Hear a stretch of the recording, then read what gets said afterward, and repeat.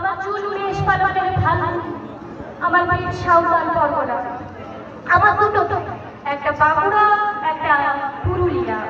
আমি গড়িয়াহাটের মেয়েদের মতো আরশোলা দেখে ভয় পালিয়ে আসলাম। বোমায় টাকা ফেলে যাওয়া বাবা কতবার আমার বই পড়িয়ে দিয়েছে, কতবার আমায় দুঃখী মা বলেছে।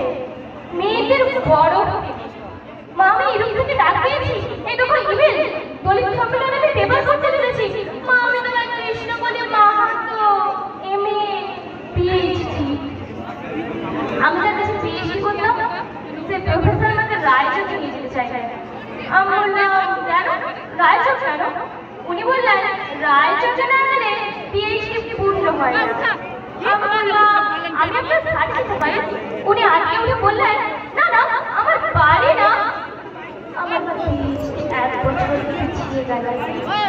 আমি ফোন করলাম, স্যার আমি রায়চকে যাবো। হোটেলের ঘরে থেকে আমার মুকুটমণি বলে হাত দিলেন, আমার সাঁওতাল পরগনার মুখ খুলে ফেললেন। হা হয়ে দেখতে থাকেন আমার বাঁকুড়া, আমার পুরুলিয়া। আমার প্রিয় প্রকল্পের কাছে মুখ নিয়ে এলেন, তখনই চিৎকার, আগুন আগুন আগুন, আমি পারবো না। সেদিন আমার প্রফেসর আমাকে ফেলে পাঠিয়ে গেলেন। আমি কৃষ্ণকলি মাহাতো এমএ পিএইচডি, কত কষ্ট করে, কত অপমান সহ্য করে, জঙ্গলে রাত জেগে বই পড়ে আমি এখানে এসেছি। কেউ আমাকে জায়গা ছেড়ে দেয়নি, কেউ কাউকে জায়গা ছেড়ে দেয় না, না পুরুলিয়ায় না কলকাতায়। মা, আমি চেকিং করে ভেতরে এলাম।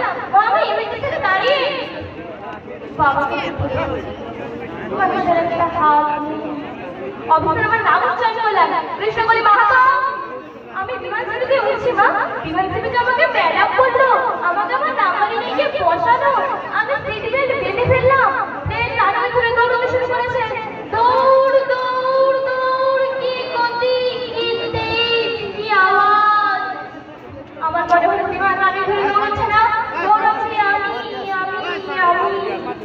আমি কৃষ্ণকলি মাহাতো এমএ পিএইচডি, আমি কৃষ্ণকলি মাহাতো।